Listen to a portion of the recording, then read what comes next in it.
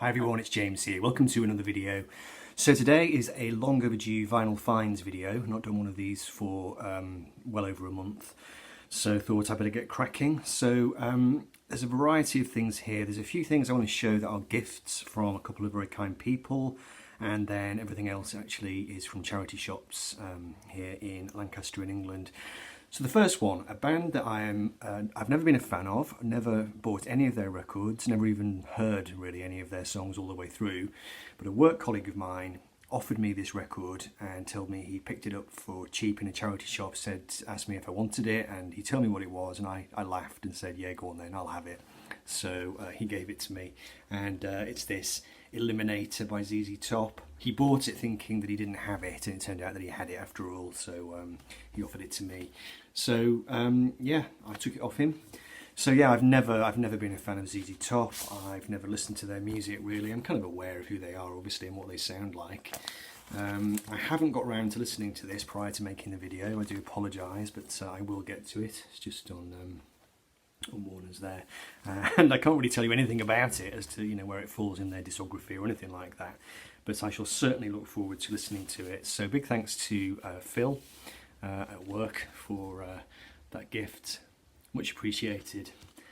Good stuff. And then there's two records here from John Downing, 6-inch pianist 319 here on the vinyl community. He sent me a copy of this record, which I've seen many a time, but I've never actually picked it up. This is Live Stiffs, and it's a collection of live stuff from the Stiff record stable. So you've got Reckless Eric, Nick Lowe, Elvis Costello, Ian Dury, and this was, I think, was this taken from, recorded on the Rack Mobile, University of East Anglia, British tour by the sound of it, the British Stiffs tour, and because there was a Stiffs tour of America too, wasn't there? I don't think that comes from that. I think that comes from the British leg of the tour. But really good record. All the bands are very tight, particularly Ian Dury and the Blockheads live version of Sex, Drugs and Rock and Roll. It just sounds incredible. I mean, it sounds even tighter than the studio version, if anything. In a bag here. Really enjoyed this record, and it's on my beloved MFP records. So John, thank you very much for that. Great example of one of those records that you see around, you don't pick it up, and then someone sends it to you and you're really pleased to have it. And I think it's just me exercising restraint really. I mean, I think I always knew it would be a good one to have, but just never got around to it. So that's fantastic, thank you John. And then John also sent me a copy of In Flight by George Benson. I think I previously showed a George Benson record, forget which one I showed now. This one comes from 1977, show you the gatefold, there we go. And really beautiful album, really mellow, really tasteful playing. Who have we got on here? Anybody that we know? Harvey Mason on drums. I need to do a video on him really. Every Harvey Mason record I've got, he just makes it sound and feel fantastic. Let's see if I've got any information on this. No, just it was released in February of 1977. I think it was quite a big hit album, produced by Tommy LaPuma, of course. So yeah, John, really enjoyed that. Thanks very much indeed, and do check out John's channel if you don't know it. I'm sure you do. 6-inch pianist 319. Okay, so what's left? 1, 2, 3, 4, 5 records. The first one is from Bernardo's, which is a charity shop in England, and the rest are from Oxfam. So I'll start with the Bernardo's one. This one, I nearly didn't grab it because it's a sampler and I do have to watch my shelf space. I don't often pick up samplers. I pick them up if I recognise them, and I didn't recognise this one. What made me pick it up is that it's a fusion compilation, which you don't see every day. Rock, jazz, fusion. There's a selection of the albums on the back, and I knew some of the artists. So there's Stanley Clarke, Al Di Meola, who I know his name from watching Chris's channel, that's the Vinyl Orchard. Ramsey Lewis, of course, and his track Tequila Mockingbird, which sounds just wonderful. Then Eric Gale, who I'd not heard of, and the album, well, the track is called Multiplication from the album of the same name, and that is a beautiful track as well. Very mellow, but great guitar playing. Actually, not mellow exactly. It's kind of laid back and funky. really good, excellent, top quality stuff. Side 2, John McLaughlin, and then you got Bob James from his album Heads, the track of the same name, which just sounds beautiful. I love Bob James's stuff. It's hard to get hold of as well. Bob James's endless series of self-titled records from the 70s, really hard to get hold of on vinyl. Then George Duke, Reach For It. I was vaguely aware of him, and then it finishes with Billy Cobham, Puff and Stuff from the Magic album, and it is a promo copy, not for sale. So really enjoyed this record, and there's one thing that's a problem with it. It's on Orange Warners. It has a big dent on the first track, and it's on both sides essentially, so I can't listen to the Stanley Clarke track More Hot Fun, which is on the start of side 1, and I can't listen to the John McLaughlin song New York on My Mind, which is on the start of side 2. But apart from that, everything's hunky-dory, and like I said, the music is great. It's tuneful, funky, upbeat kind of jazz rock fusion, nothing too demanding, nothing too terrifying in a technical sense. And yeah, it was nice to grab that for the collection. It was only a couple of quid. So that was that.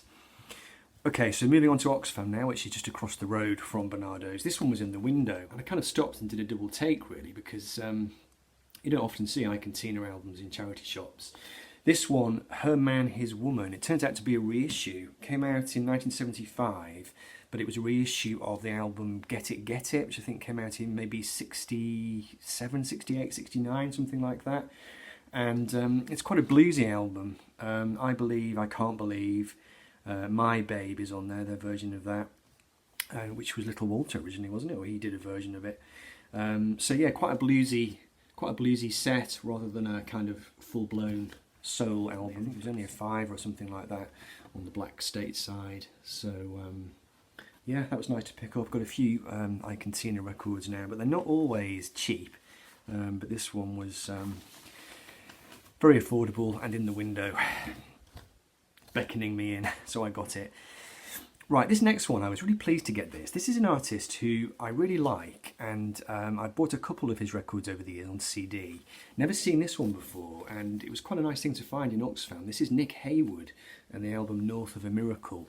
Now, Nick Heyward, obviously, he was the singer-songwriter behind the 80s pop band Haircut 100, and their album Pelican West is one of my big favourites from 1982. Fantastic, almost blue-eyed soul pop music, really. And he was a bit of a kind of teenage heartthrob here in the UK. The band broke up around about 82, 83, and he launched a solo career. This was his first solo album, and it was produced by Jeff Emerick. How about that? Jeff Emerick producing Nick Heyward. And it contained 4 singles: Blue Hat for a Blue Day, Whistle Down the Wind, Take That Situation, and Club Boy at Sea. And it was quite a big album. Nice custom label there with a guitar on it. Let's see, it got to number 10 in the charts, and this is the amazing thing. So his first album got to number 10 in 1983, and then his next album didn't chart at all. That was in 86, and 2 albums after that didn't chart at all.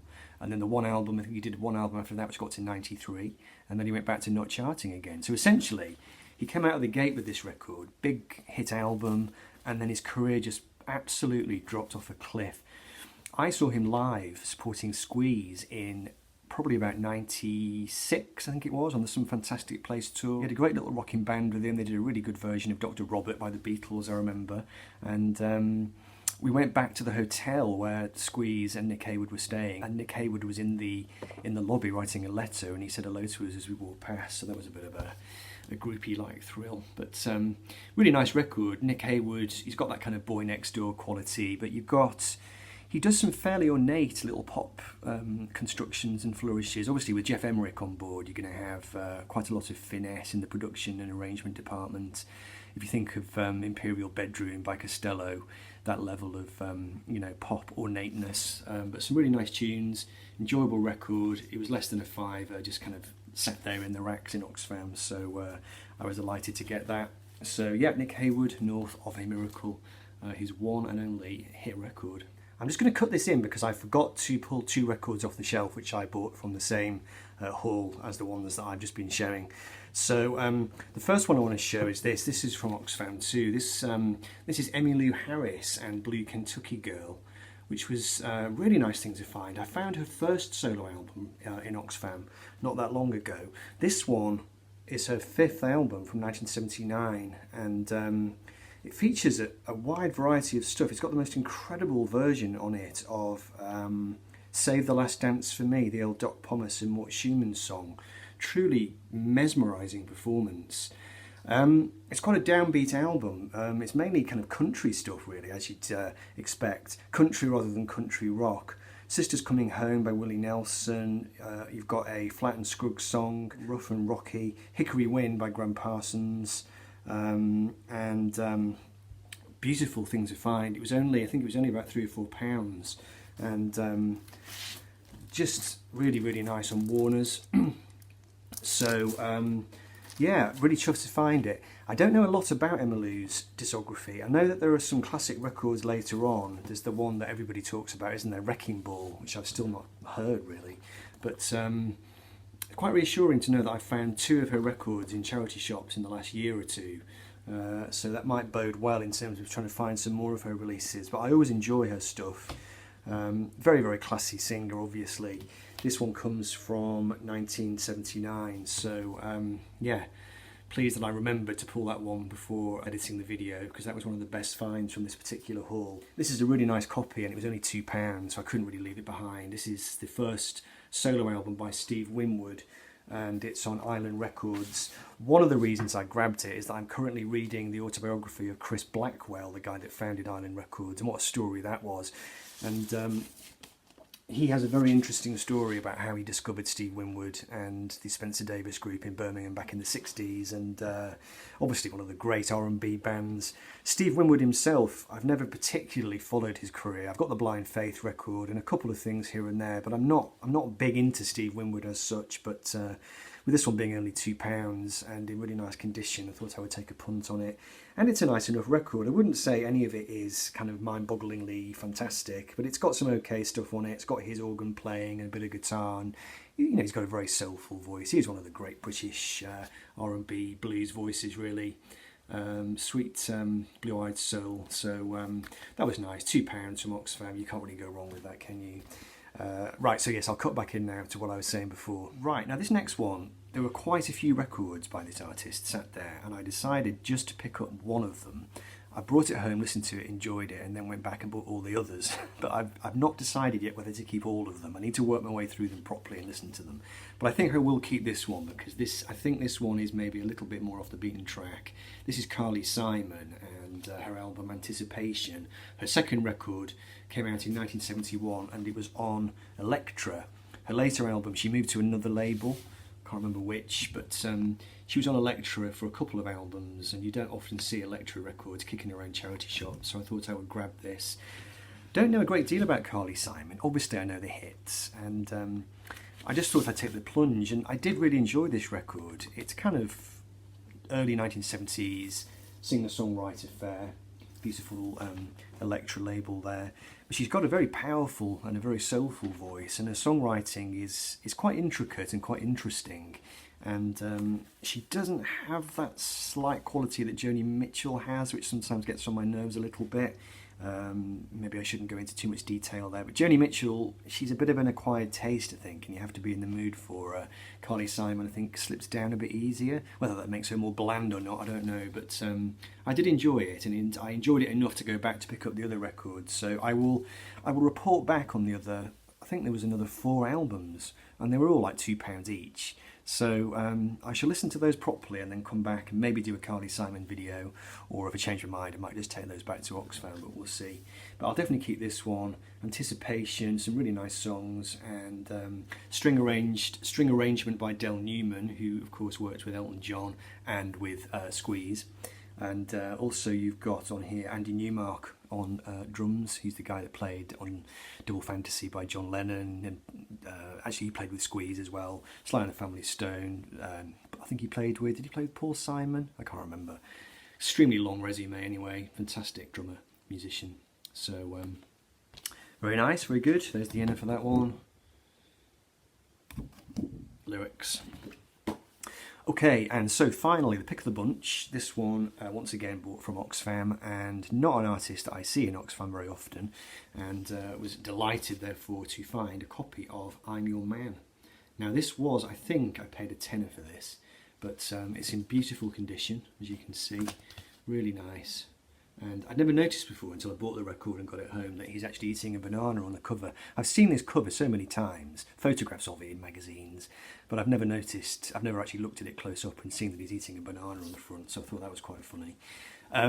So yeah, this album was the sequel to Various Positions. I think it came out in '88, I think, and it's another one where he was trying to develop that kind of 80s keyboard sound. Is it a Casio, one of those kind of cheap 80s keyboards? And it's quite funny, it worked for him. You know, it really made him a star, really, in the 80s. That kind of, I would imagine, at least partly deliberate, cheesy Casio kind of sound, but he just makes it work. His voice, his vocal authority is so undeniable, and the songwriting is so wonderful that despite all this cheesy backdrop that he creates, it just works wonderfully. And this is a very, very fine album indeed. There's a couple of songs on here which I just thought were absolutely wonderful. Let's see now, I think it was the back end of side 2, a couple of tracks which just took my breath away. I Can't Forget, Tower of Song, at the end of side 2 maybe it was. There's a song on here called Jazz Police, which apparently Leonard Cohen fans really hate. I think it's a terrible song. I didn't think it was terrible, I thought it was quite funny. My knowledge of Cohen's career is very patchy. I have his first album on vinyl and I've got a few others on CD, but I'm trying to patch together his career and his discography and trying to get my head around, you know, how he developed as an artist and how he evolved. But that is a very nice entry in his catalogue. From 1988, I'm Your Man, and again just a really nice thing to find in Oxfam. Not every day you find Leonard in a charity shop. So that's it. Now I do have some other records to show. I've got quite a few nice ones from Heightside Records, my dealers here in town, so I shall come back and do a separate video for those. And but yeah, in the meantime, do leave a comment if you would like to, and I will catch you soon. Take care, folks. Bye for now.